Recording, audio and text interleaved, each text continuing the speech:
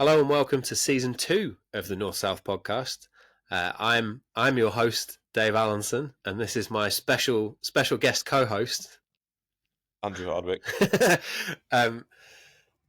So we haven't recorded for a little while. There's been a lot that's gone on behind the scenes, and we thought we'd talk a little bit and kind of catch up. We've just talked shit for about an hour when we should have just pressed record, but catch everyone up, talk about what our plans are for doing the podcast going forward, and then we'll actually put some proper episodes together after that. How have you been, Andrew? Good, mate. Busy. I think a lot's changed. I was trying to actually think about this the other day in terms of what's actually changed since the last time we recorded. And I don't know if we said this. I got my black belt in jiu-jitsu. Congratulations. I can't actually remember. In jiu-jitsu, not point karate or kids judo. I'm not actually sure. I genuinely think it's been that long. I think it has. Yeah, so it's been over a year because it's nearly a year since I got it. So that's a long time. Opened a gym, which anyone who's watching can see behind. It's very nice. Yeah, it looks very nice. I haven't been to visit. I'm a bad friend. It is. We're happy with it. It was a stressful experience, but we did it. I wouldn't recommend anyone try and open a gym in 2 weeks. That was not the best thing. But yeah, I remember when you told me, I was like, "Oh, that's awesome!" In my head, thinking it's a fucking terrible idea, but I'm just excited. Same as when I changed career. Like, why am I doing this? But I'm doing it. I don't think I've ever. My brain stopped working. I was that stressed. I remember messaging you sometimes, and you're like, "Sorry, I just can't cope with this." Yeah, I had a genuine. So I was that tired. For anyone who cares, but obviously we went from a completely empty unit to there's a matted area, there's an office space, there's changing rooms, there's a gym, obviously, in 2 weeks. So it was 16 days, I think. And there was at one point where, so I'd ordered, a bit of a boring story, but I'll give you an explanation. I bought wall-mounted plate storage. So just screw the wall, put your plates on it. And when it came to looking at doing it, the guy who was helping us putting it all together, he was like, I'm not sure that these bricks are a good enough quality to hold that amount of weight. And Holly, who's a friend of mine, but also Josh, who is the co-owner of the gym's partner, she was trying to explain to me a weight tree, which is a really normal thing. And my brain just I couldn't work out what she was going on about. I was so stressed and tired that my brain was just not. I just couldn't get my head around what she was talking about. I was like, "What are you going on about? What is this witchcraft?" Yeah, the concept of having to return the things that we'd bought, buy new ones, and my brain it just stopped working at that point. I was just that tired and stressed, so it's sound. It's taken a bit of time to get used to it. Obviously, the new schedules and having to coach classes every day. Obviously, I was coaching a lot anyway, but now twice a day, every day is like a completely different experience, and a lot of learning lessons, and loving it. But so that's pretty much it for me. Other than that, what about yourself? Cool. What have I been doing? I've picked up some more online work. I've tried to get the online to be a bit more part of the business, which has been quite a big push for the last year or so, but it's worked nicely. It's going well. Can't really complain. I got my brown belt, which I wasn't expecting at all. I just turned up to class like normal, and my friend and coach Josh just looked at me with this grin on his face at the end of class and gave me his old show-your-roll belt, because I've always made fun of him for buying show-your-roll because it's overpriced stuff that just we'll release less of it and put the price up. And he was like, I'm going to give you this because now you have to own show-your-roll. And fucking prick. So I've got this lovely show-your-roll brown belt, and it is quite nice. I hate to admit it, but it does feel slightly better quality. Obviously, I've already sort of spoke about me.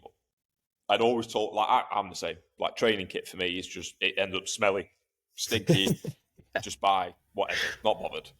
And I always told myself when I got my black belt, I was going to buy myself a nice, expensive gi. Yeah. Anyway, got my black belt, was like, right, I should sort of stick to my word. Like you said, go and show-your-roll, see the price tag. I was like, fuck that. I'm not doing that. Not a chance. How much? Yeah, I was like, I'm not spending 200 quid Well, on a gate. Fuck off. Reap have got a pre-order for a lovely one that they've released Hmm. this year. If you're still looking, Mate, I just wear. I've worn the same basic. I actually coach Mike now, who runs it, but like oh yeah, I've always just worn basic Valor geese. Like the oh baseline yeah, Valor yeah. gi to me has always been my favourite gi. The cheapest fuck, which means in 2 years when the pants rip, I'll just buy another one for fucking 60 quid or whatever, and they fit me really Yeah, well. Like I just, for me, they're perfect. And like I yeah. said, I actually coach Mike now, but before even coaching Mike, I've always worn them, so they always do the See, job. So I am a basic bitch and just buy Scramble for everything. Like yeah, everyone's got a they're brand, haven't geese. they? Fuck, they're geese. But yeah, I've got ones that I had when I was a white and blue belt, and I got given some geese by other guys who lost weight and gave them to me, Yeah, and luckily they don't fit anymore, so that's yeah. quite nice. But I just don't care. Just fucking, no, I really, no. but I wear like odd pants, odd tops. Like I just couldn't give a The shit. solution is to just not do gi. I wear gi for a kids class Yeah. once a week, and that is it. See, I fucking love the gi. I think I'd Absolutely love probably it. enjoy it if I went back to it, but I. So we were talking about this earlier, actually, off camera about. Oh, hang on. Is there anything else? Oh yeah, No. finish your update. But to be honest, there's not really anything else. Okay. My dog was ill, but is now less ill, so that's good. But otherwise, no, I think that is everything that I had to share. Oh, we've got the second open mat on Saturday, which should be good fun for my clients. Special. Um, but yeah, we were so it leads nicely actually into something that we were talking about off air, which was, and this is always a fucking funny one where people talk us about mental toughness. But what we mean is when you're trying to show skills, especially in bad situations in any sport, one of the ways that you develop mental toughness is to be repeatedly exposed to that difficult situation. Yeah, yeah, And it's why you get that classic at like white and blue belt where you're like, oh my God, the MMA fighters in my bracket, they're fucking massive and they've got huge traps, and you're like, fuck, he's gonna beat the fuck out of me. And then you hit a sweep and suddenly they've gone from this like terrifying top player to a complete fucking wimp because they're like, yeah, hang on, what do I do from bottom? I'm yeah, never yeah. here. And that's one of the advantages of like just to push it yet again, but the advantages of good coaching and using constraints is it allows you to force people to spend time in difficult Yeah. situations. And some of the skill development is to do with the coaching and the games that you give them, and some of the aspect of that skill is just having been there, that it's not a Yeah. novel, you're like, oh right, okay, like you and Yeah. I were saying about eating shit in side control for years at a time, in half guard for years at a time in the gi because you just get stuck there. Whereas Yeah. in no gi, you can circumvent all that. You can just scramble and get up, and then it's gone. Yeah, and I think from like I guess from a science perspective, if you want to use that term, obviously skill. We often refer to skill very much as quite a physical experience, but there's obviously a larger part of that this philosophy which is ingrained in skill acquisition and behavioral learning. You've got psychology and how something is framed and how something is internalized and Hmm. the perception side of things. And I think we actually, funnily enough, last week we're sort of gearing up for the British Open as like the first sort of big team comp we've gone to. And we got all of the competitors at the end of the session last time and sort of chucked them a bit of a surprise. And I said to him at the end, I was like, look, I don't believe in mental toughness training. I really couldn't give a shit. Like, if I wanted to beast you, I'd just put you in side control for 10 minutes and just be like, right, try and stand up. Do you know what I mean? Like, Yeah, the point I was trying to make was what I am interested in is how you approach difficult situations and how you approach problems that are in front of you, especially at competition, because you are going to be down on points. Your match runs later than it's supposed to be. They don't like the kit that you're wearing. And I was like, how do you, when I say to you, right, we're going to do this for 10 minutes and you go, oh, how, like, and I said, like, that's what I'm interested in. Like, and again, you talk about coachable moments. It's like, that was an example of something that we've used that isn't necessarily in line with what we do from a skill acquisition position standpoint, but it's a moment that it's like, right, well, how are you as an individual approaching problematic areas?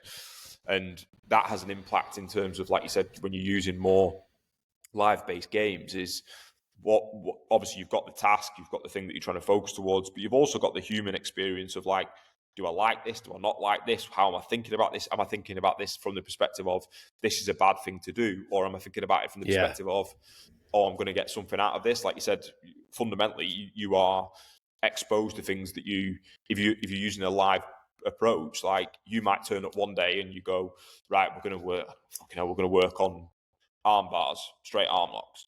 Yeah. And you'll go, man, love this, really engaging. Yeah. Next day you might be like, right, we're going to put you in guillotines for an hour and see how you fucking handle that. And like, can't wait. Yeah, exactly. So you're always going to be, you're always going to come in and instead of it being like, right, I'll just blag my way through drilling, and then when I get to rolling, I can sort of grab a couple of blue belts and not fuck out of them and just do whatever I want to them. You're always forced to work on things that you don't like, you do like, and I think that's a big part of is that exposure element to it as well. Yeah.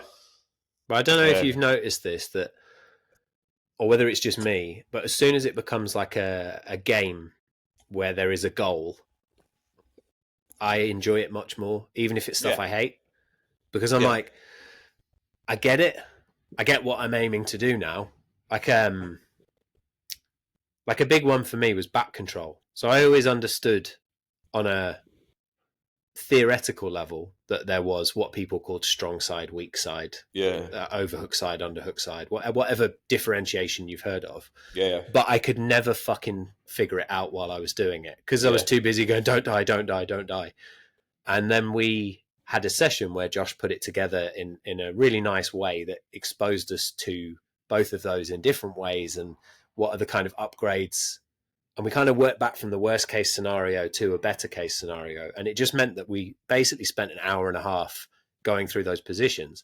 But it also meant it stuck because I was interested instead of being like, and it's that thing we have talked about before, but definitely you really reminded me of was, it doesn't matter what you know, it's what can you do. Because just because you're an athlete or you can't explain what it is that you did doesn't mean it's the wrong answer. It just means you haven't got the words for it. Yeah, and it's again, like I think you made a really, really good point there that I'm fucking forgotten what point that you made. I made a mental note of thinking that was a really good point. I've got something to say on that, and I've now forgotten what it is. Don't worry, you stroked my ego, so that was the main thing. Yeah, I can't remember what it is. That's not good, is it? I'm a bit out of practice with this podcasting, malarkey. Fucking hell, what is it? But anyway, I've got summarised. But I think that, and again, your goal is to make something engaging, and oh, that was it. I've got it, and I've remembered it. It's interesting how we have like guys that come and visit or train with us, or even guys that have joined the gym but aren't used to using the things that we use. Yeah. And it's so funny watching people mentally break down when you sort of say to them, your only goal is to try and keep your opponent's hands separated. Or, do you know what I mean? Like something really, really simple. And they're like, what? What do you mean? It's just like, you see those two things at the ends of their arms, keep them apart by any means. And they're like, right. And it is really interesting how like simple tasks throw people completely out of. It's just like it's so fast. Can you get both your feet in between your opponent's legs? What do you mean by that? Like I can't make that any more simple. Put both of your feet in between your opponent's legs. But it's because you've come in that environment where you're not used to where you're not used to being given such straightforward. You're used to it being complex. You're used to it being, where the fuck do I put my feet? What am I? As soon as someone throws a curveball at you and is like, what if butterfly is just putting your feet in between someone else's legs? I remember you told me that and I was like, fuck. Because until someone says it, you just feel like an idiot because the language around it is so bad. Or the only person who's been not the only person, that's not fair. It's the bit that Danaher talks about that no one gets. It's the bit that makes him sound like a philosopher.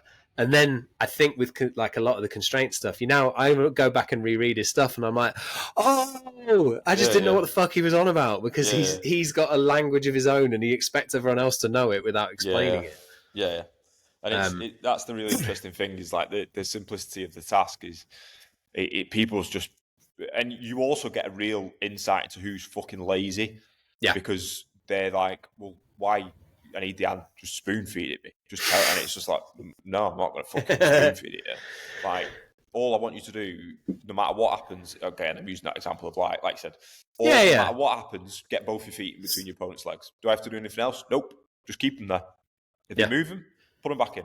If they change the position, find a way to put them back in. Yeah. And like that, and it's so interesting watching the behaviour from that standpoint. And again, you obviously get the guys who like go, brilliant, this is me, I can do this piece of piss. You get some people who are like, I can do it, but I feel like I'm missing something here. And then you get the people that are like, what? Why would I do that? Yeah.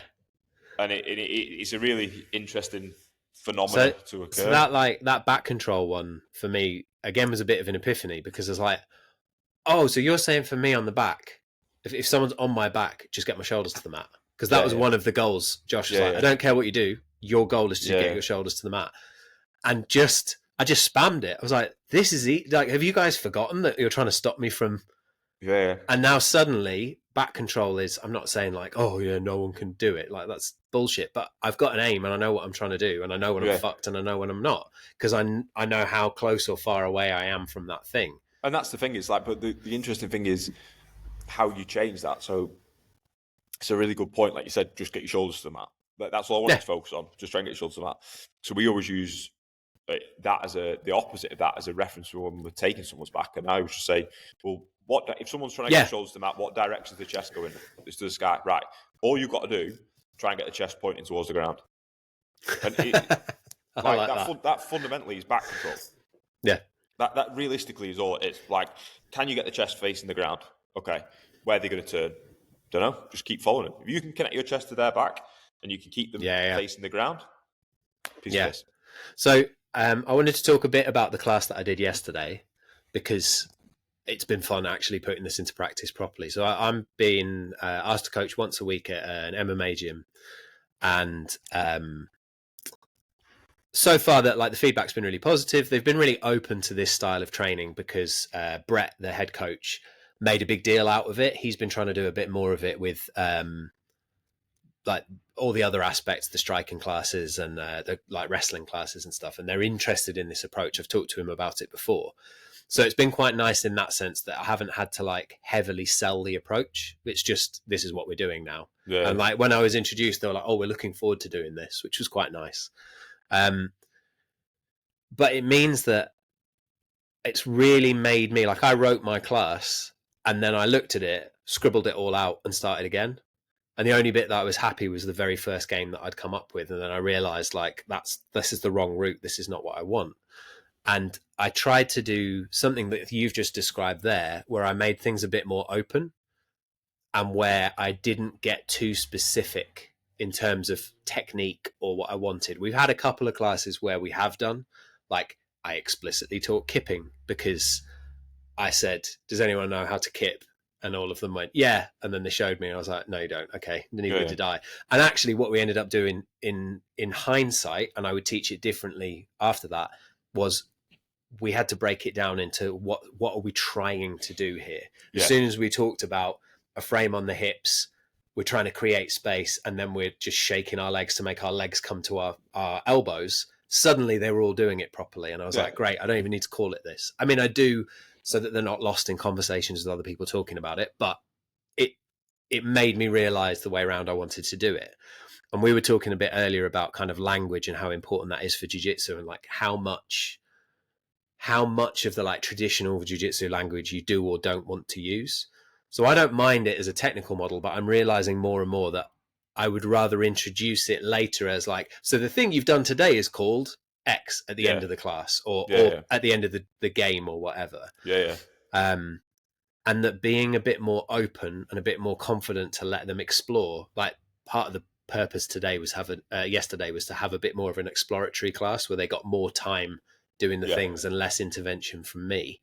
And it meant we had some really interesting points, like one of the guys was, because they've been in the essentially chest to chest control but basically mount, one of the guys was like, oh, what do we do if the guy on the bottom just goes absolutely mental and is just like hip thrusting and moving and doing everything they can to get their arms out? And I was like, show me.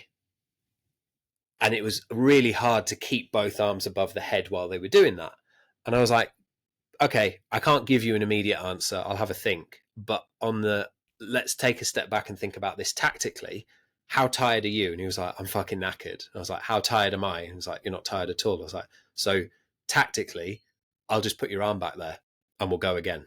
And I think that's the bit that gets missed, especially the sort of tactical conversations don't really happen a lot in jiu-jitsu. And that was one of the things Kit Dale said like years and years ago was, again, to talk about my boyfriend and one true love, Kit Dale.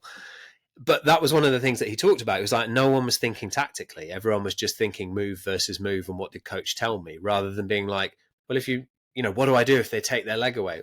Put it back. Yeah. Why wouldn't you just go, well, do that again? Or try a different thing.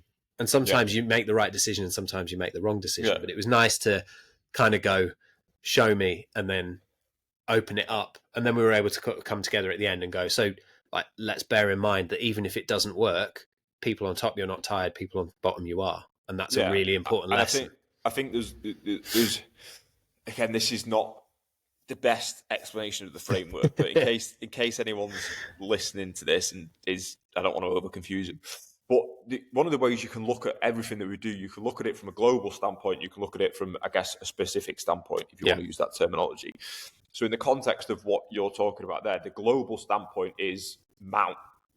Yeah. It doesn't matter what happens within that big circle, that's just mount. So as long as we've got the maintenance of the position, we've got our legs covering the hips, we've got chest to chest, the context of within that doesn't really matter because we're always achieving the relative goal. Yeah. So from a training standpoint, you can always go, well, in that situation, if you're on a high mount, again, use what you were talking about, if someone bumps and moves, but you're still in mount, it's not the end of the world. Yeah. You've not lost anything. It's annoying. You just adjust. That's the whole point of this idea of perception and action and coupling these behaviors is it just changes the thing that the context of what you're trying to do. Now, you can also look at it from the lens of a specific lens of I've got this problem in the context of I can't keep somebody in a high mount. Yeah. Right. Well, that's where we're going to do a load of work on exposure to that position of, right, well, if they do kick and budge and move, how can we either maintain the position or get them back to where we want to be as quick as possible? Yeah. Or provide some degree of advancement so that it doesn't matter if they kick and move. It could be like threatening a submission, whatever it is. You know what I mean? We change the context of that, specifying information relative to that very sort of lower position. And it's important to think. Sorry. It's all right. One of the important things to remember is that like that's where it gets really hard, this sort of stuff, because you are like, you're right. That's the point of doing it this way, because there's variability and there's change and nothing is ever constant. While some people might lay completely flat dead, some people are going to kick and buck and do everything they can. So it's like there's always a global thing that we're looking at, whether it's like pinning and then what's the step under that? Well, then it's mount and then again, et cetera, et cetera. There's also specifying information of like, we're having a problem here. How can we then work on that a little bit more? Yeah. So one of the things that that I tried to put through several games was, without really telling them, was, and I showed it when I was demonstrating where I wanted them to start from. I was like, this is the start point, go. And I didn't draw attention to it, was elbow to elbow. And it was really funny, the number of people like, it meant we had all these little conversations where they're like, this isn't quite working. I was like, are you elbow to elbow? And then they went, oh, and they wouldn't get that if I just explicitly said do this. It was because they'd struggled. Suddenly that piece of like we've talked about before, suddenly that little tidbit of information had value. But you can talk about that. You do it the wrong way around, and you talk about the information before it has value. It just goes straight out of people's heads. So, I mean, this is where it gets boring, right? So you've got it's interesting because there's two approaches to skill acquisition that get used, and they have very similar understanding. So you have got a constraint-led approach. Now, in a constraint-led approach, in theory, you shouldn't really give them any information. The constraint should allow the behavior to emerge. You also have something called teaching games for understanding. And that essentially is a live format. There's probably a little bit of nuance relative, but realistically, for the layman, there's probably not that much fucking difference, really. Yeah. If you were being a proper knobhead, there'd be some difference. And I think it's interesting when we look at the spectrum of coaching in terms of how do we provide the most value for an individual. Obviously, as a coach, we have to make a decision. We have to go, how am I going to get the development of this individual, again, whether it's a physical behavior, whether it's a psychological approach to a problem, whether it's a philosophical approach to a problem, whatever it is, biomechanical, whatever it is, what's the best tool for me to use to get that approach across? So again, you could have just been like, right, I could change the game. And how can I change the game to make that behavior emerge a little bit more? But you also could just, like you mentioned, like we do it all the time. We have discussions every time we play a game. We'll sit them down and be like, right, what worked, what didn't work, where's the problems? And then again, it's difficult, and this is where experience comes into the mix. But then you've got to try and decipher, right? Do I give them an intention? Do I say this is what I want you to focus on going into the next game, as opposed to just being like? But you also, there might be instances where you go, I'll give you an answer here. I'll sort of steer you in this direction. And especially positions where it's lower variability. Yes. And also for this lot, like I think audience, we've talked about it before, but audience comes into it. Like, this is a group of guys who and girls who, quite a lot of them had already been to all the striking classes before. This lad was tired. I'd seen him working hard in the striking class before. It's like, do you know what? I'm just not going to be a dick. I'm going to say elbows. And sometimes, and he could just see, he was like, oh, thank you. And he's like, this feels so much better. And I'm like, it doesn't. I don't think that devalues it, because it still was a struggle before. He struggled enough to ask, and most people in jiu-jitsu, apart from, we all know that one person who never stops asking questions, but most people won't ask. So if they've gone out of their way to check with you, then you know that has value for them. And I think it's interesting in terms of, one of the most fascinating things, again, to use language as a whole, is how do we use language at the right amount of time? Yeah, like there's a whole podcast episode. One of listening to people corner in jiu-jitsu is my biggest. Like including constraints led. It infuriates me. Like, it is so bad. Like, I sit constantly and go, how the fuck do any of you get good at this? Like, the sheer lack of coaching development and understanding is baffling. Anyway, that's a caveat that we can't go down, because we'll be here all fucking day. What did we say? It was the guy from The Matrix, the second Matrix film, where he's like, ergo, concordantly, and he did this big, like, 10-minute speech that no one understood, and Will Ferrell did a parody of it, where he just kept shouting long words at people. Oh, man, it's fucking mental. Like, anyway, that's a topic of conversation for another day in terms of language. But how we use language in terms of how does it impact somebody's outcome? So again, use your example of a situation.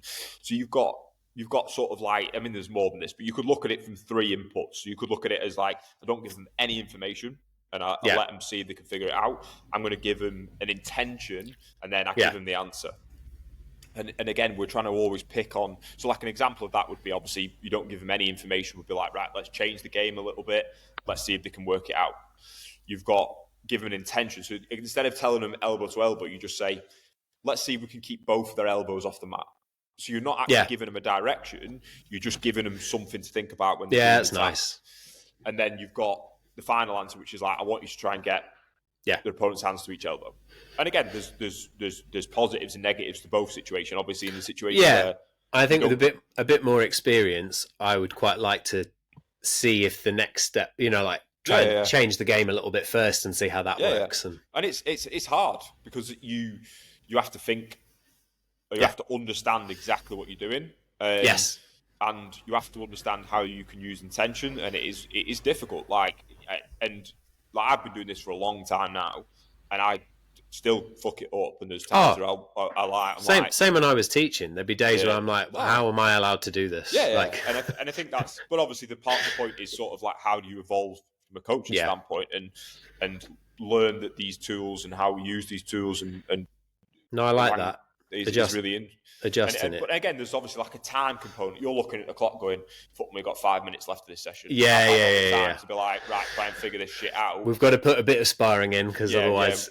Yeah, they'll fucking throw it. And you're obviously...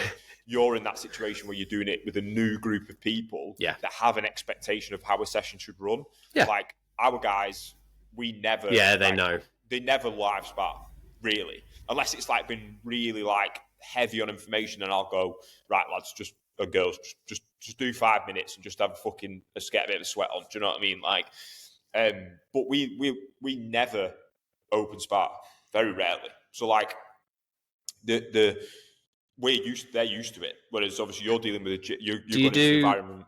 do you do a lot that's close to open sparring, as in much more? If open sparring is like on one end, and then I don't know the intricacies of 3/4 guard, for example, like just getting your knee to the mat and keeping someone's knee off the mat is the other end. Yeah. Do you have ones that are closer to open? So when we set the gym up, again, this is a bit boring for people listening to it, but like that's why they're here. Yeah. Our schedule is designed so that we have two competition, quote unquote, competition sparring classes, and then obviously we've got your normal classes.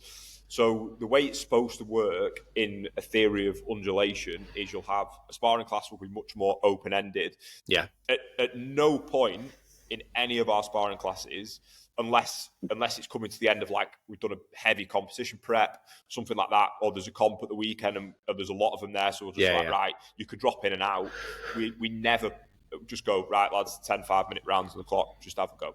Everything has got some degree of intention. It's got some degree of instruction behind it. I don't think I'd psychologically cope with that.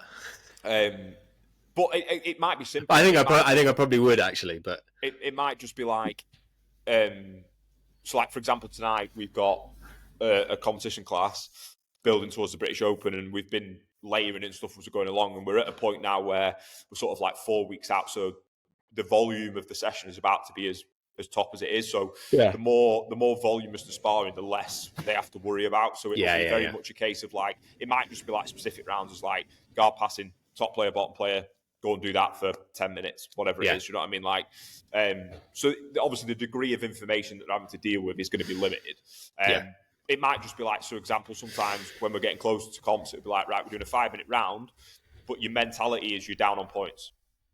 Oh, okay, I get you. I like that. There's still an open round, but there's always some degree of prescription. There's a sense of urgency. There's always something they're working with. So it might be like, it's a 5-minute round. We've got A's and B's. A's, you're up on points. B's, you're down on points. Yeah. So it just changes how they're approaching I like that. the open round a little bit. There's loads of different stuff that we do with that. We do have an open mat once a week, which is at a weekend where, again, it's a bit more relaxed. It's just like you can just go and do what you want. But again, the goal, our approach is to train. We train every day. At no point does anyone walk into the gym and there's nothing planned. Like, we're here to get fucking better. Do you know what I mean? Like, there's no fobbing it off. Nothing is made up on the spot. It's all planned. It's all discussed. It's all analysed. It's always assessed. Like, and the goal, like I said, is to train. People That's usually really nice. I'm going to training. And it's like, well, you're fucking not. You're doing 10 5-minute rounds. What are you training? What are you trying to get better at? Like, there's nothing that is, like I said, unless it's like an exceptional example. Like I said, like if we've got like 10 guys competing at the weekend, it might be like, right, this session we're just going to ease off a little bit. You can drop in and out of the rounds. You can do whatever you need to do. Just don't get hurt. Let's get to the comp. But other than that, it's always planned. Everything has always got some degree of intention that we've discussed, and whether it's we're playing with the volume a little bit, so we'll take the information down, or we're trying to work on. So like a big thing we've been doing in the prep to the British Open is, when it comes to the wrestling standpoint for those guys that want to wrestle, is like, right, what are we going to get really good at? Well, it's grip fighting. We're going to be a fucking nightmare with our hands. And can we work to high reward, low risk positions? So it's like, can we get behind them? Can we get their hands to the mat? Can we get a foot off the ground? Like simple things. So there's always a degree of, depending on how much information we're giving them relative. And then obviously that'll get narrowed down now to the point of like, you should be grasping this, go and fucking do it. Do you know what I mean? Like, and there is a part of it where they have to play the whole game. But like I said, there's very rarely that there's not like an area that we're trying to push them towards or work them towards. Obviously that information will be very broad so that they can each apply it in their own relative way. And use that information to guide them. But there's usually always some degree of task that they have to work towards. No, I like it. The way that you've explained that makes it make a lot more sense in my head. I think it's just the years of being indoctrinated to I get to fuck about because I want to. I'm the same. But the problem that you have there is, and I remember talking to Josh about this, is lots of the guys who think that all of this is bullshit just train. Yeah. What they don't appreciate is that that's what they do in sparring naturally. Yeah. They have So intentions, they so the have big things to practice, and no one else fucking does that. so That's the not big how their thing brains work. Yeah, the big argument, I think not the big argument, but the big thing I'd say to that is like, you've got that, and I've had it as well. Your approach is like, I want open sparring because that's the only way I get to work on the thing that I want. Yeah. Whereas our approach is, you could turn up to the gym and never have to worry about what you're working on. Yes. Yeah. Because there'll always be something for you to work on. So I also, the other thing, justifying it post hoc in my head, but the other reason that I wanted some rounds is, one, people enjoy them, but because I don't know them and I haven't been coaching them very long, it's an opportunity for me to see what's their tendency. Yeah. What do they What I love is they all want to start from standing. I'm like, that is fucking great, because too many gyms, it's like, let's start from the knees. Like, are you fucking joking? Don't get me wrong, like I'm a big believer in, you need to play the whole game. I think you need to piece it together and allow people to just go and do it. And I'm not saying that we don't do that. No. But there is, like I said, there's always an intention or a constraint of some kind. Yeah. Like, even if it's just like I said, at the minute, it might just be like, right, are you scoring points in your head? You're not just forgetting everything you're doing and just being like, I'm just going to do 5-10 minute rounds. There's obviously, whether people actually listen or not is their choice. Yeah. But there's always something that we're like, right, let's try and think about this. What are you working on in this? That was the moment when we all realised that Josh's brain, well, the people who didn't know Josh very well realised that his brain doesn't work like everyone else's. Was at the end of the round, he was like, "Oh, I had 19 points and you had 3," and everyone was like, "Sorry, what?" Yeah. And then he started scoring them out loud for fun. Yeah. Well, we used to do that. Like, like when I was like a heavy gi competitor, and we was like pretty much when I first started, and the only tournaments and competitions were tournaments. You had to know your points. I was brilliant at it. Like I said, like you could go and go, right, well, that was 10 points, 2 advantages, and you had 3 or whatever. And it's something that we recommend to guys now. It's one of the big problems, not a problem because it's not really a problem, but we've accumulated guys that are very coming from sub only, because obviously that's quite a big thing in the gym. And we're going to the British Open as a team, and we're like, you need to fucking learn your points. Like, so that's a little bit of a bugbear of mine at the moment, is how popular sub only is, because essentially I'm convinced that it's partly because you don't have to teach your refs anything. Yeah. Also, it is often a bit more exciting, and I can understand why. If it's like you're trying to get people to watch, then sub only can be much more fun. But it can breed some really bad habits in terms of tactical decisions and technical decisions that you're making. You would only make in a sub-only environment. And you talk to some guys and they don't appreciate the difference. And I'm like, it's not the same sport. I say this all the time. The best grapplers are always built in tournaments. Yeah. The best grapplers. Even Gordon did tournaments. Yeah. Well, you remember when there was all the stuff when I think he was a newly minted brown belt, and people were like, oh yeah, of course you can do that on EBI. Well, let's see you do that at Worlds. And he turned up, entered the open, like the heaviest weight category, and fucking put 30 points on people in 5 minutes. Like, it was unreal. The best grapplers all come through tournaments, because you have to learn so many skills relative to competing. Like, we see this all the time with guys that, like, if they go to a tournament, they'll win the first match, and then their performance just depreciates because they're not used to staying mentally engaged with the fact, I've not just got to do it once, I've got to do it 3-4 times. I've got to go again and again and again and again. And also, if you've not had much success, the frustrating part of tournaments, unless it's like Grapple Industries where they tend to be a bit better for that, you're one and done. How on earth is someone supposed to? Yeah, how is someone supposed to develop the ability to do something like that if they've been unfortunate enough to not make it through the first round quite a lot? But it's really, I think it's good. I think it's good for development as well, because if again, it's different now. But like, if you let's say you've paid X amount of money to go to a tournament and you lose the first round, well, my brain goes, well, I don't want to fuck that to happen again. How am I going to change what I'm doing to make sure that doesn't happen again? And it teaches you real skills in terms of very quickly going, well, I don't want to lose again. I want to fucking win it. Like but it's funny because for some people, that exact same experience, they're like, I don't like competition. Yeah. Because that's a much easier justification in your head. It's a lot less uncomfortable. And you're like, of course, no one likes competition if they paid 50 quid, travel 2 hours, and then they fucking lose in the first 3 minutes. Like, that's not fun for anyone. I remember having a conversation with a lad that like he was like, "Oh, how do I get on these sub only shows?" And I was like, "Well, why don't you try doing some tournaments so people will know who you are?" I mean, it's a bit different now but like when I first Yeah, yeah, started, you sort of had to have had a bit of a rep, for want of a better word. Like yeah. you had to have some fucking evidence to back it up. Well, I And I was remember like, Cal. So you competed years ago against Cal Rawson, and I remember him like competing a hell of a lot because yeah, that was the only way to yeah, even be that's thought how of as a people. Yeah, yeah, yeah. possibility. Whereas now it's a bit different. But like back then, you had to have evidence, and he was like, "Well, they're so expensive." And I said, "But mate, someone will do it.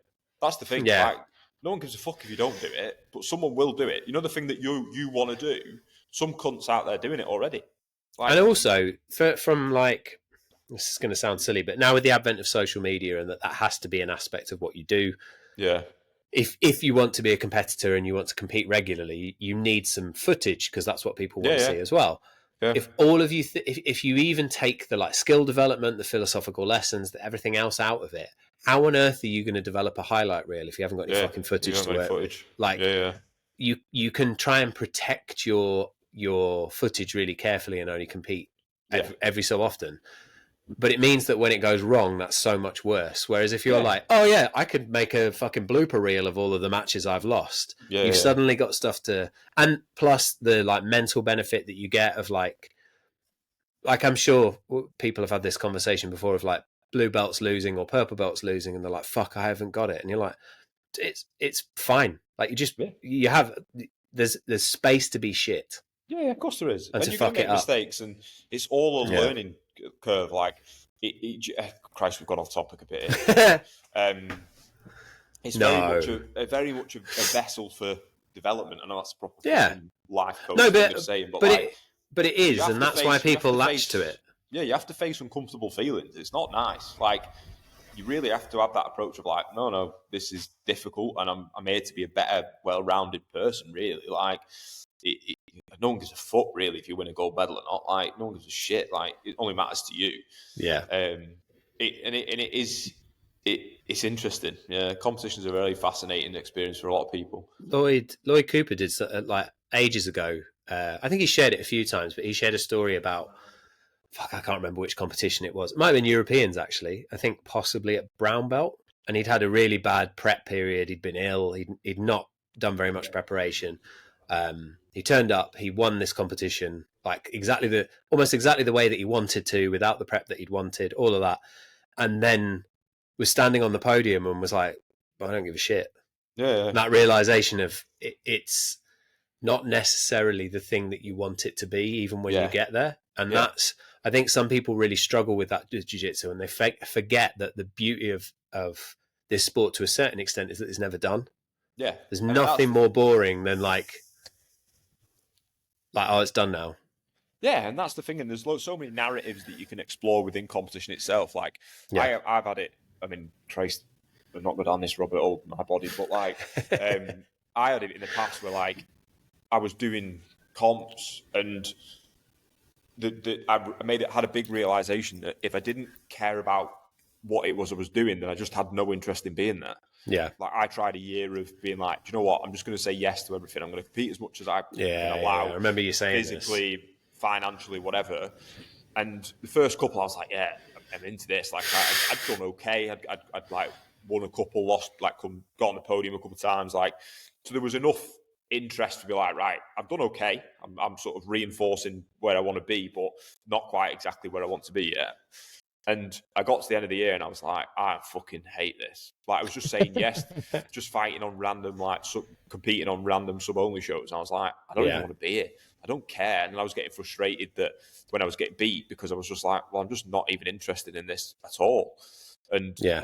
the narrative of what you tell yourself of like, I might want to, do you know what I mean? Like it might be like, oh, I want to get a Naga belt, or I want to get a IBJJF gold medal, or I want to get I don't know, fucking hell, an Empire Grand Prix medal, or whatever it is. Do you know what I mean? Yeah. Like, and make it more interesting. Like, and there's loads of different ways it could do that. It might be the prize that you get. It might be like, do you know what? I want to win some cash at a jiu-jitsu tournament because some of them are offering cash now. It might be like back in the day, like Dan Strauss used to do a tournament down in South, and he used to give away like Oh yeah, spears and yeah, yeah. I swords. remember that.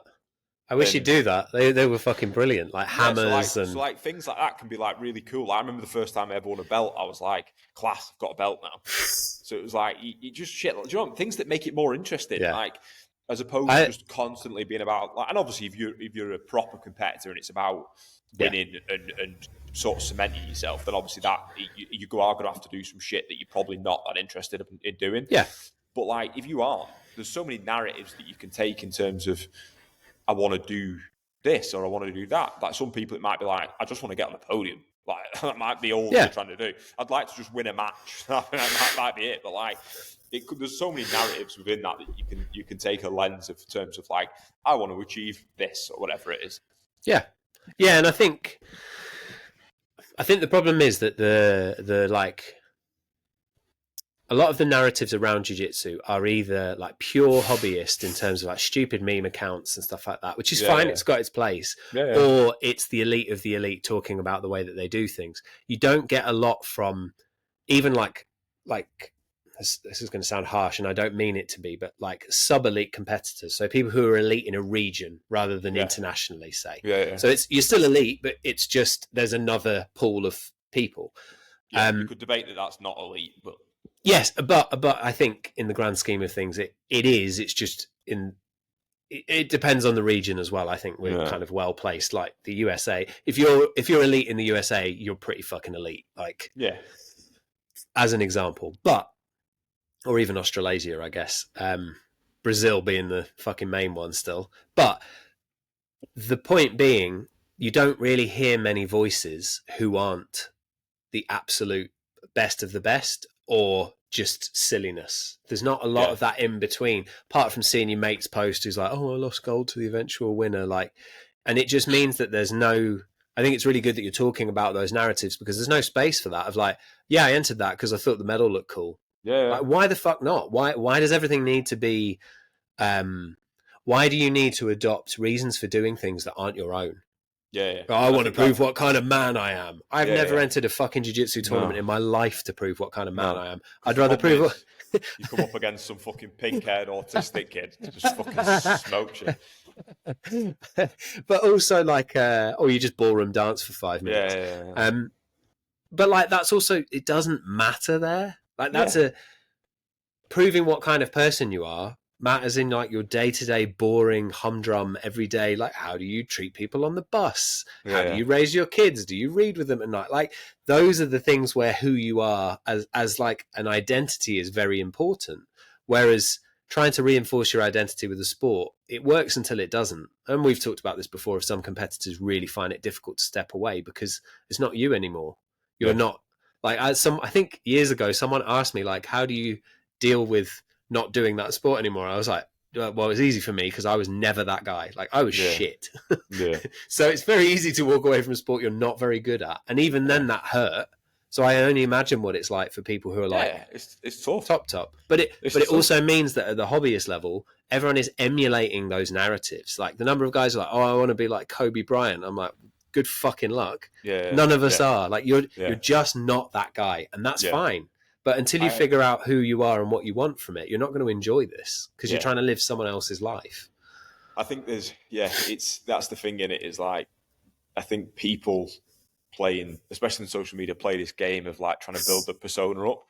And it just, I think, I don't know, I really struggle with like hyper reality. Like I can't, I don't like people sharing highlight reels when they've lost the match. I'm just like, well, you've lost the match. Doesn't matter what you fucking did. You lost. You got beat. It's just the rugby league in you. Like you got. Don't matter what fucking takedown you hit. You got fucking smoke. Like I thought you meant like low light reels. Like I find them quite funny when someone's like, "I suck today." Oh yeah. That's fine because you're taking a piss at yourself. It's the people who go like, "Oh, look at this takedown I hit," and it's like you lost the match. But you went out in the first round. Yeah, you lost the match, dickhead. Don't matter what takedown you hit because you were shit. Like competition is a weird thing. It creates weird. You might as well post up like, "Oh, here's what I had at breakfast before weigh-ins." Like, it doesn't. It's unbelievably irrelevant to the whole. Yeah. And it just like you said, it comes back to that like, "Oh, I lost the eventual winner." Brilliant. Yeah. Great.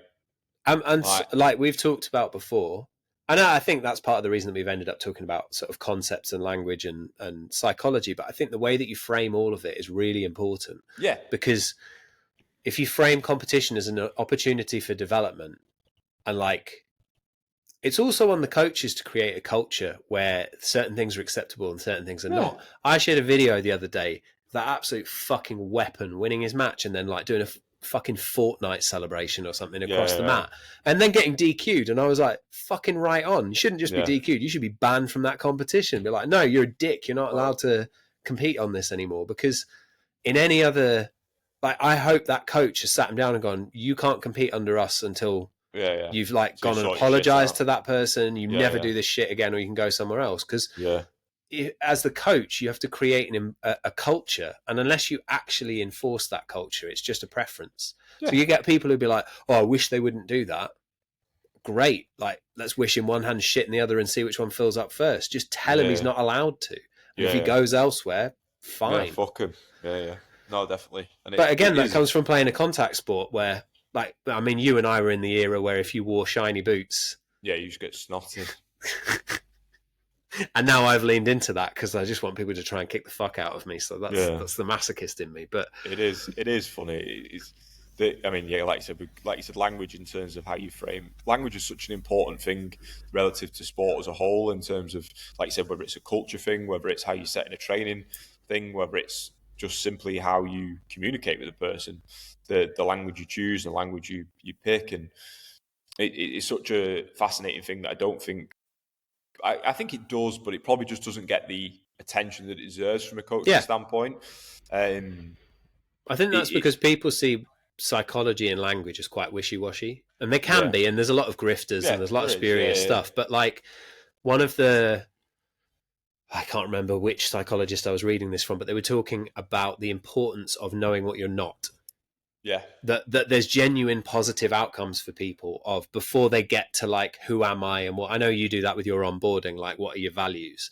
They were saying if you're struggling for your values, start with what you aren't, because then at least you've shaved away some of the edges and you've got more of an idea of where you're looking.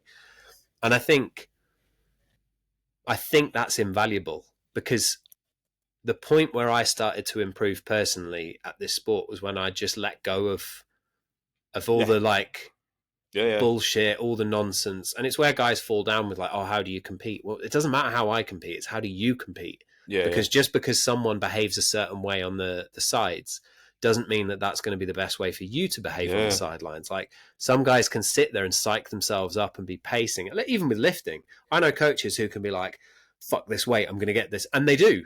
And for them, it doesn't overstimulate. And then for me, I'm like, well, it doesn't fucking work for me. I've got to be enjoying myself. Yeah, Jordan, I don't know if you follow Jordan Peters, the bodybuilder Jordan Peters. He's got he's a fucking monster, but he's got such a fascinating psychology when it comes to training. Like, people sort of say, like, what do you do if you miss a lift? And he's like, I don't miss lifts. He's like, I make a choice that I'm going to hit it, and I hit it. Like, there's no like. Was like you said, like the nuances of like somebody else might be like, well, I can't add weight every week or whatever it is. Whereas he's genuinely like, oh no, I make a choice and I hit it. Do you know what I mean? And he's like mentally strong, like pulling stupid weights. But it comes to that like you said, that the nuances of psychology when it comes to competition. Like, I've dramatically had to change my approach to psychological approaches to training because of limitations. So it's like, you can't do when you're in a position where you can't do the things that you want to do, well, you either change or adapt or die. Like, it's either going to fucking make you or break you. Like, there's no choice of, you can't be the same person that you once were. So there's so many nuances to it. And I think that's a really key point for a lot of people when it comes to this sort of stuff, is the person you are when you're a white belt is going to be different to the person you are when you're a black belt. And how you evolve around training is going to change completely, whether it's an injury thing, whether it's a lifestyle thing. Like, you can't train the same. Like, obviously I've not got kids, but you've got kids. Like, kids changes everything, how you approach everything. So it's like, you can't be the same psychological person that you can't be the same person that you were when you first started training without kids, you have got kids or whatever it is. Like, and I think that's where most people fall down, is they can't adjust their lifestyle or their Yeah. again to keep a more general approach. Is like the psychological impact of change kills them. They can't handle that. They can't handle that somebody is better than them Yeah. because they can't train as much or they're not seeing as much Yeah. progress or whatever it is. Yeah. And I think finding whatever the underlying theme is for you that, and maybe some people don't have an underlying theme. Like as you were talking about that, and I've mentioned it before, but for me, when I played rugby, when I did jiu-jitsu, like I really sport is my place where I really like upsetting people. Yeah. Because you're allowed to. It's fine. It's an environment Yeah. where the thing you want to do. I'm a horrible egotistical little man, but I enjoy upsetting people in the sport that I'm playing. And if they upset me, I laugh because I'm like, nice, you did the thing. Yeah. Like that's if we're at the bottom of ruck and someone else grabbed my leg and yanked me back down, I'd be pissed off, but I'd also be like, yeah, you're doing that back to me. I get you. I'll do you on the next one. Yeah. And it's the same for me in jiu-jitsu. At a white belt, I was like, okay, well, if I can just know that I get that look from you of like, hang on, that wasn't as easy as I wanted it to be. I enjoyed that. Whereas now I'm like, I want to learn absolute ridiculous inverting nonsense because it upsets heavyweights when you do that. And that's changed drastically because that wasn't like, I just wanted to like smash people into the floor and pin them and that's fun as well. But then I realized there's the underlying thing of that is I'm just horrible and I quite like ruining people's day in sport. Yeah. But for other people, it will be like, I know for Josh, for example, he enjoys that as well. All upper belts do, I think. But it's also about, is for him, like, am I doing it the way I want to? Yeah. And that's what he enjoys, is getting technical proficiency at the things that he wants to get. That brings him a lot of joy. Yeah. I like that, but I could also don't care at the same time. Yeah. And it sounds really silly and it sounds quite petty, but I think when it's a sport that you've got to stick around as long as you have to get better at, it's much more helpful for you to realize like what are the aspects that kind of keep you doing and give you the enjoyment. Because if you don't enjoy being on the mats, you're not going to do it. Yeah. No, I think, and like for me, like I love process and problem solving. So for me, the big thing that I enjoy is the like, oh, I've got this session on this day, I've got this session on this day, I've got this session on this day. Like I like the physical act of being in the room. Like I'm obviously with that is the byproduct of trying to get better at something. But for me, it's all about the like I said, the process and trying to keep that process as smooth as possible. I know it sounds like a ridiculous thing, but like no, but I love that. Me, like it's something that I like. I like just turning up. I know that sounds daft, but I really do enjoy turning up, and I fundamentally really enjoy training. So like, it's less. Obviously, getting better at something matters. Like, but that narrative has changed a lot over the years. Like, I like. I know. Don't get me wrong. I'm not. I still get pissed off at stuff, but I like if someone's good at something, let me just try and figure that out. Like, I'll just keep bashing my head against the wall until I can do that thing better. Do you know what I mean? And like I said, that doesn't mean I don't get pissed off. I definitely get fucking pissed off when I can't figure something out. But for me, my thing is like just that problem solving element of like, I can't do this. What can I do about it? But again, that comes down to the process of just turning up to a training room, of like trying to fit it in. I love that satisfaction of getting something in.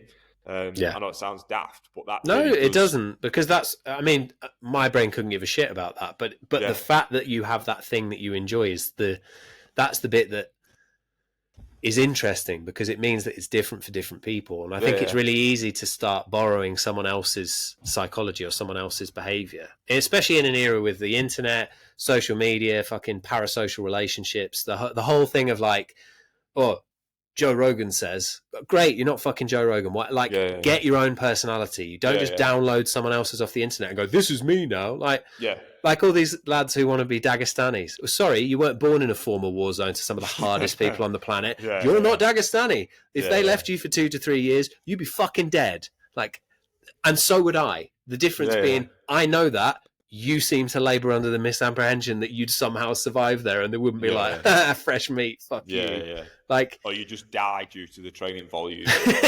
yeah, exactly. You'd be one of the broken bodies left at the wayside. Yeah. And Like, it's, but I think that's some of that as well. I think comes from having not done necessarily other contact or combat sports, because if you play rugby as a kid, you will start to, as you go through puberty and you like come out the other side of it, you start to realize like, oh, that guy, it's not fair. I might be more skillful. I wasn't. I just mean examples of other people where that kid who had the incredible sidestep or was the fastest or you know, whatever. yeah, Now at 18, he's a fucking nobody. And yeah, it's cruel and brutal, and that's the reality of it. And I think yeah, sometimes that's the bit that reminds you of the reality of the situation. And I think for some of those guys, it's very easy, again, because they're looking at the tippy top.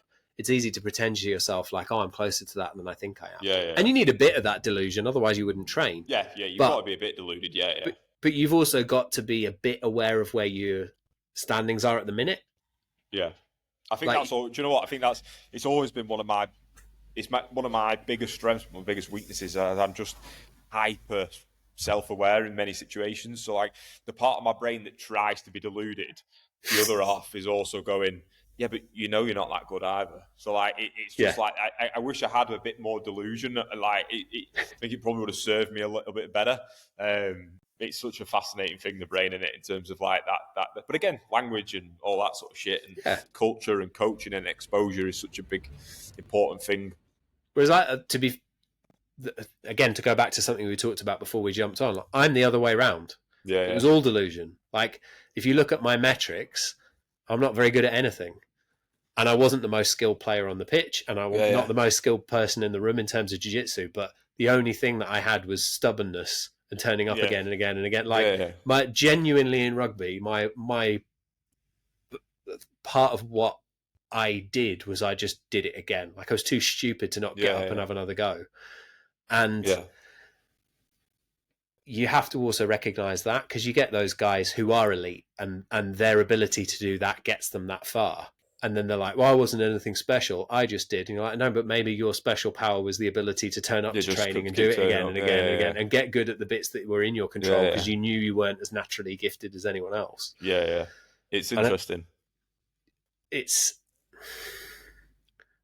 just, it's that like lifelong process of learning who you actually are, because the last thing you want to do is someone in their mid-30s or fucking late 30s now, but you don't want to be that person who suddenly in their late 30s realizes that person I've been pretending to be since X number of years, I'm not that guy. Yeah. Like and it's a bit existential, but I think it's important that people realize the influence that that's going to have on the sport that they enjoy. Is just being aware of who you actually are rather than who you think you are. Oh mate, I think it's massive. I think whether it comes to even to the sport itself or even to our jobs, like people are always like, well, I'm not consistent and stuff like that. And I think such a big part of that is just having an understanding of your identity in terms of like, stop trying to be something that you're not. You goblet squatting 20 kilos. You don't need to overthink it. You know what I mean? Like, you don't have to overthink it too much. You're not failing by only doing 2 sessions in the gym instead of 4 sessions. Yeah. Like you just and the narrative within that what you tell yourself is, again, whether it's jiu-jitsu, like you're not failing by not being the best person on the mat. You're just being you, and that doesn't mean that you don't try and find a way to get better. Yeah, it just means that stop over complicating everything that you're trying to do. Like you can still be you and be comfortable and still progress. Do you know what I mean? Like it's. And again, like you said, it is a bit existential, but I genuinely think it's important. It's something that I'm learning a lot as an individual as I'm getting older. Like, I think that's a big.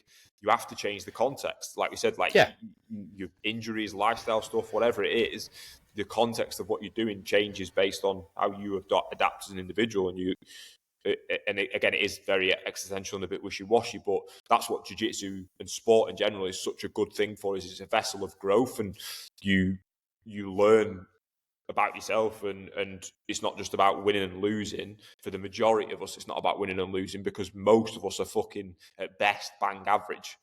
Like, and and it can't be about winning and losing, because you are.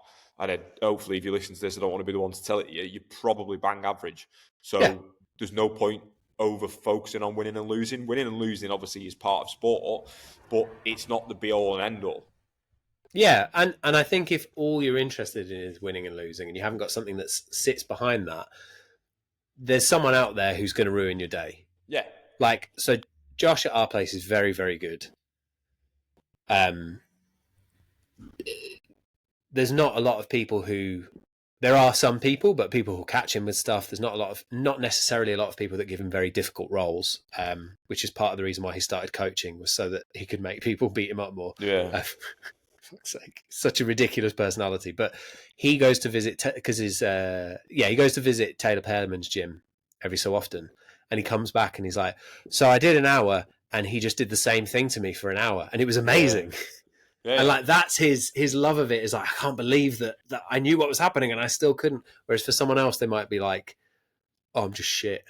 Whereas he's got a context of like, "No, that's one of the best guys on the planet. Like, it's absolutely fine to get fucking wrecked. There's always a bigger fish." Yeah, but for him, it's the puzzle and the like appreciation of how good that person is at the thing. It's such an interesting thing. Like, I mean, we've talked about this at length, and we are going off topic. We've got a bit of time left. We didn't have a topic. It's fine. I'm such a sport purist. Me, like, I watching the best people in the world do the thing is a fucking mental experience. Yeah. Like an example. So we went to. This is completely off topic, but like one of my mates is having a kid, so we had a bit of an Ed Wetting male baby shower shit thing, and we went and watched. An excuse to get drunk. Basically, yeah. We went and watched Chorley, which is our local football team, and they're like non-league, I think. So they're like the top of non-league football. So yeah, and I'm not the biggest drinker, and I'm one of these people that I like watching sport. So I was like, I fucking paid. I'm going to sit and watch this football match. Now I was throughout it, I was saying it's such an interesting thing because they're all exceptionally good at football. Like they're unbelievable. If I was to play like 5-a-side with them, you're going like, what the fuck are these lot, right? But in comparison, they're all shit. Yeah. Like levels wise, they're shit. But they're still exceptionally good at football. Yeah. So it's like it's such a weird phenomenon to have that, like you can be so good at something and still not be anywhere near. Yeah.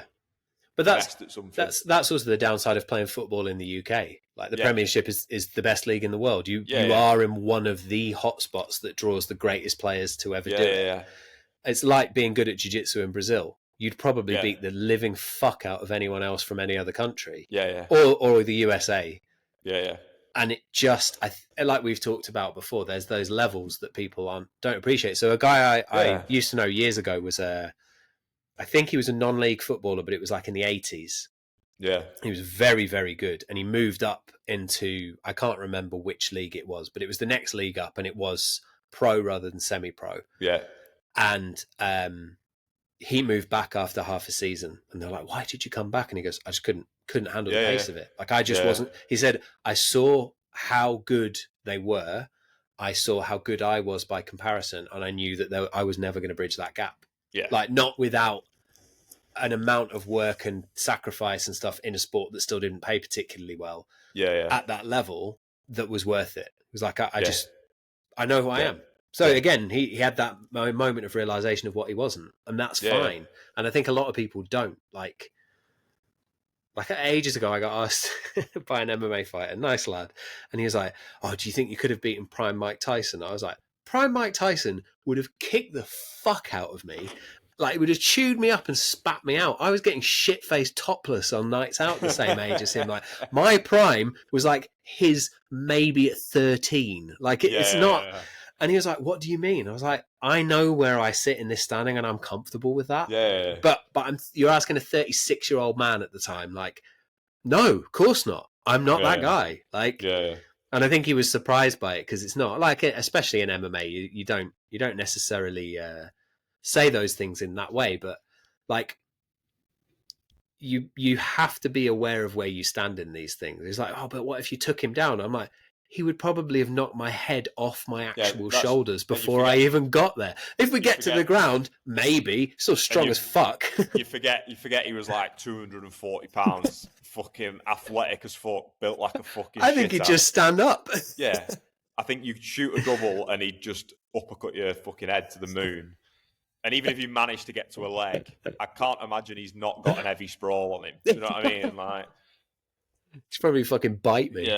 yeah, it's funny, isn't it? This sport's such a wonderful thing, but such an interesting phenomenon as well, where it does things to weird, it does weird things to people where they're just their belief system is so fucking all over the place in terms of what it does. Obviously, it's great for giving people confidence and stuff, but it also just skews your reality of Yeah. what's going on, doesn't it? So I like just we've got to wrap up, but like the Goggins effect, Yeah, where I've got a client who's started with me because they're in pain because they were like, oh, that it served me for a while, this approach, and now everything hurts, and I'm like, yeah. How do you think he feels? Like he's not. yeah. That man is not okay. If his mental health were better, and I don't mean this as a detrimental thing, but if aspects of his mental health were better, he would not be doing this to himself. Yeah, happy people don't do exceptional things, really, do they?